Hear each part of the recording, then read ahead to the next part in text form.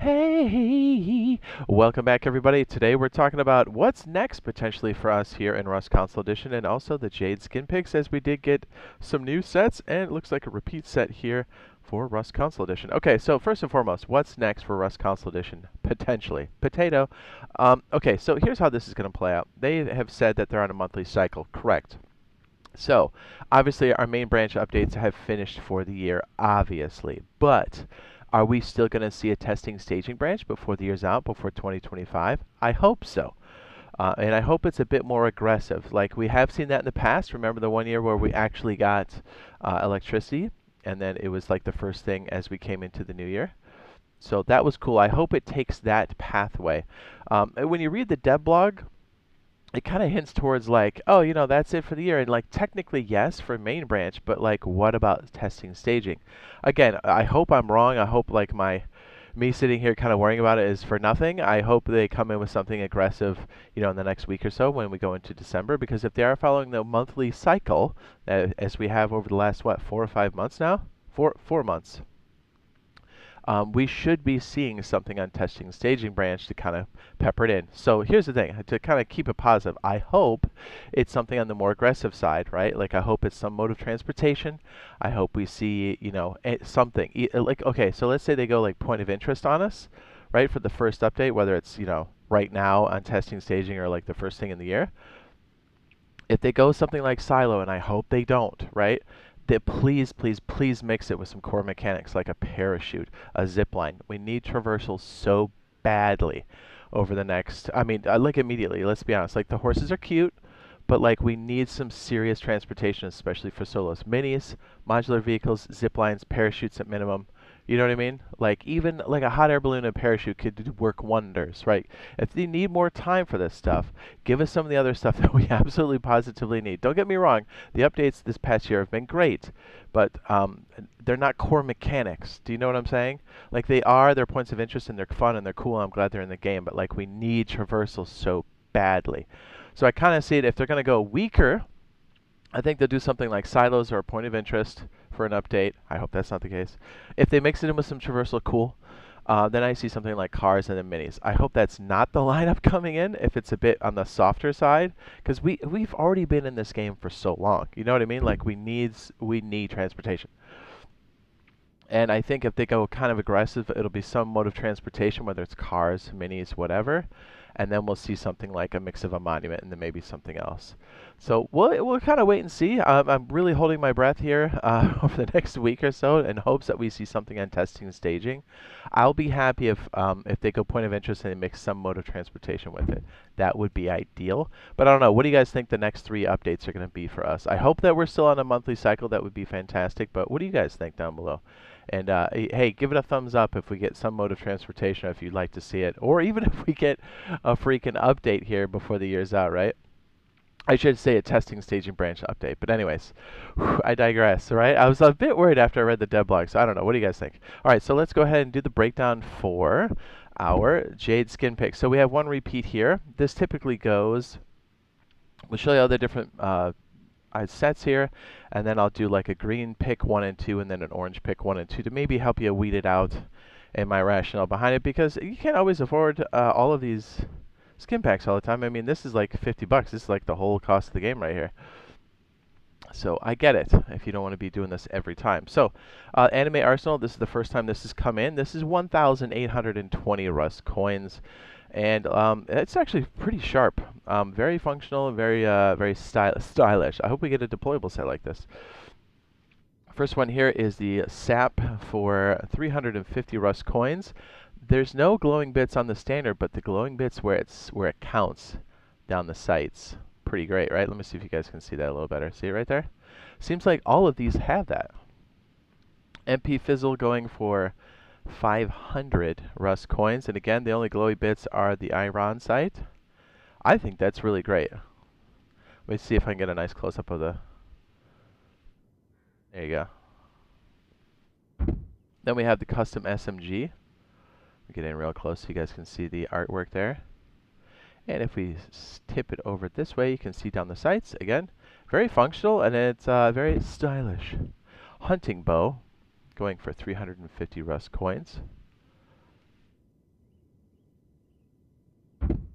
Then we have the rocket tube. It's a bit of an LOD nightmare as it's far back. It'll pop in here. There it goes. For 500 Rust coins. And again, glowing iron sights. Very nice. I like that theme across the board. And this one I think is very sharp, going for 500 Rust coins. And more of the same with the iron sights. Very nice.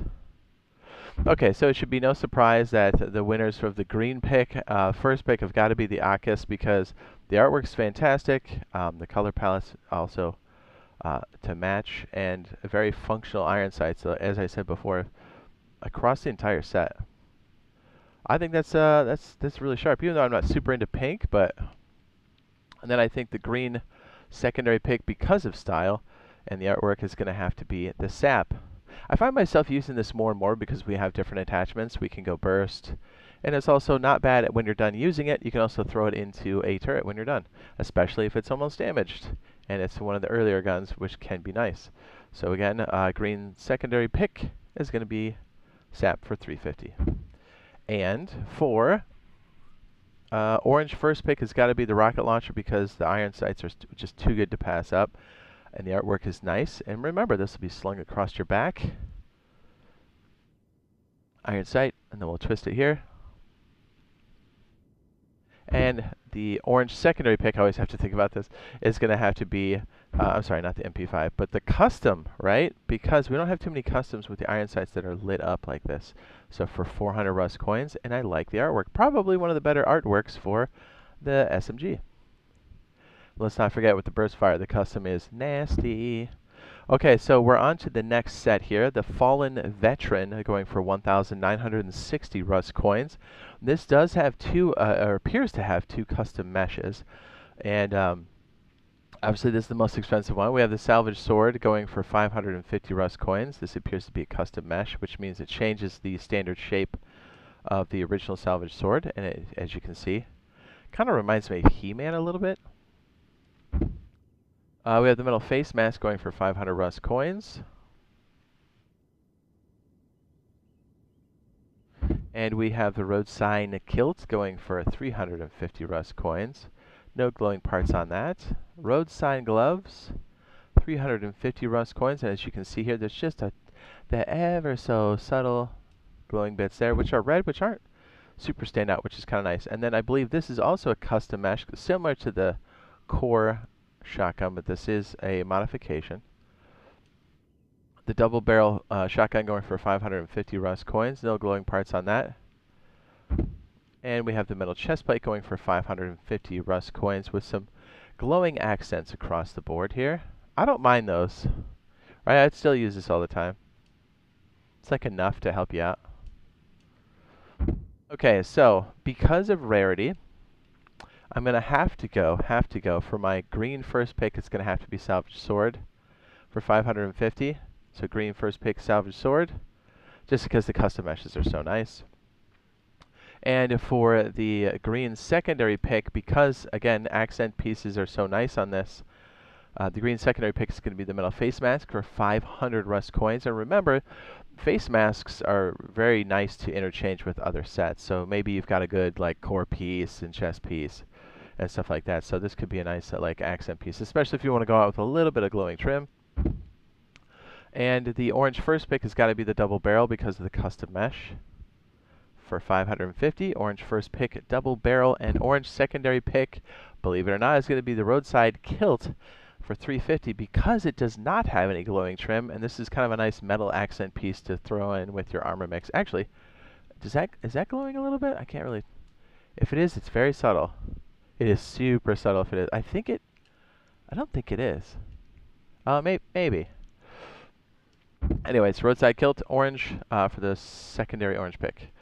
Okay, on to the Steampunk architecture. Not bad, the whole set for 1,050 Rust coins.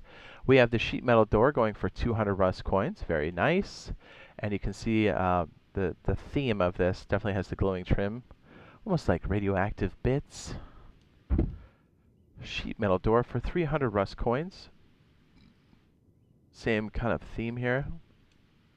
You know me, I love deployables. Furnace for 275. Remember, we have the ooh, the dial kind of lights up there. Remember when you stick on your adapter on the top, storage adapter, just remember that, you know, they kind of all go together. Oh yes, and a good way to do early smelting, I'll go ahead and link that video now in the upper right hand corner if you want to go check that out. It'll also be up on the end screen when this video is done, but a good way to do early game. I'm talking like Workbench 1 type smelting, and you would be surprised. The faster you get that up and running while you're out there doing stuff, you'll come back to like a box full of metal and be like, what? It's crazy. Steampunk locker for $275. Very nice. Very, very nice.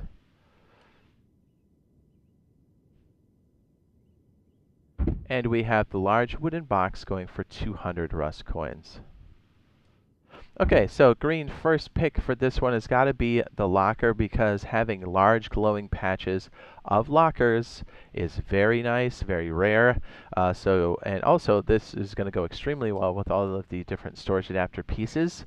Even though they may go on the face, this is still very highly visible from the interior of the base. And also with those storage adapters, making the lockers a lot more useful than they were in the past. Basically auto lockers.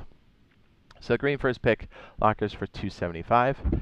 And let's see, green's secondary pick is going to be the large wooden box for much of the same reason as we do a lot of storage adapters and stuff on boxes. This will still look really nice with any storage adapter or all of the storage adapters on board. So green's secondary pick is going to be large wooden box for 200 Rust coins. So orange first pick is going to have to be the armored door for $250. Just because we don't have well, armored doors that glow are fantastic. So orange first pick is going to be the armored door. And again, because we use these so dang much, glowing furnace for orange secondary pick for $275. For the reasons we stated earlier. Because glowing parts and then it working well storage adapters is money. Okay, and honestly, if you're looking for deployables, especially high visibility deployables, did I say I don't know what I thought I said. Maybe I'm tired. So yes, if you need any kind of deployables and high visibility, this is a good set to just pick up for $1,050 all in all. Because if you like 3 of these or 2 of these, you maybe want to consider getting the whole set just as like a price point thing.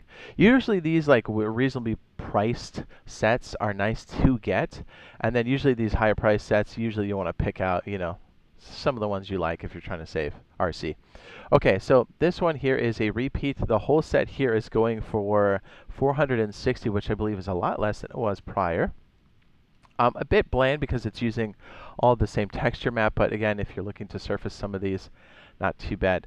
I believe all of these are for $110. We have the salvage pickaxe. This is very similar to, this is Dark Ice. There's like a blue variant of this.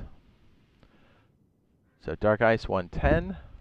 I'm sorry, salvage pickaxe, stone pickaxe, $110. I don't use a lot of stone tools anymore. I try to avoid it. Rock, $110. Rust coins. Then we have pickaxe, also 110 Rust coins. No glowing parts. Stone hatchet for 110 Rust coins. And the hatchet, which almost looks like burnt wood, going for 110 Rust coins. Okay, so the breakdown here is pretty easy. Salvage pickaxe for green first pick, just because if you're not using a jackhammer, you're probably using a salvage pickaxe, so it's not a bad way to go. And it's decent enough if you're in the winter biome. And then for a functionality reason, it's going to be the hatchet for the green secondary pick, just because if you're not using a chainsaw, you're probably using one of these, or you get them for free anyway, so it's nice to have a skin on this. Because remember, the lumberjack mission at the bandit camp will give you a free hatchet. And for the orange first pick is going to be the pickaxe for when you're not using a jackhammer. And then the orange secondary pick is going to be the rock as your standard default skin, if you'd like that for when you spawn in. Don't forget you can set your favorites in your locker on the main screen inside of the game. And which I think we saw a lot of these earlier. I think this special event or special items that are listed here are fantastic. This one's going for 180 Rust coins, as it says, potato. And I think this one's really awesome. We saw a lot of this earlier. It's basically Battleship, and it's going for 200 Rust coins. right? So if you're using the table, you know, for things, or I just think it's awesome, especially if you're going to RP, not bad. So this is what we have so far. Excited about these sets. I'm excited about the current update that's in the game as we have the quality of life. And I'm fingers crossed, I really, really hope that we see another testing branch update before the year's out. And I hope they go a bit more aggressive and, you know, at minimum mix in some type of transportation traversal for us. I know we need it so badly. And again, if you're looking to do that early game smelting, we're talking Workbench 1. It should already be up on the end screen now. And remember, once you get that thing fired up, it's going to make you those ducats early game right away. So hopefully we'll see you in the next live stream / video. All right, guys. Love you. Bye.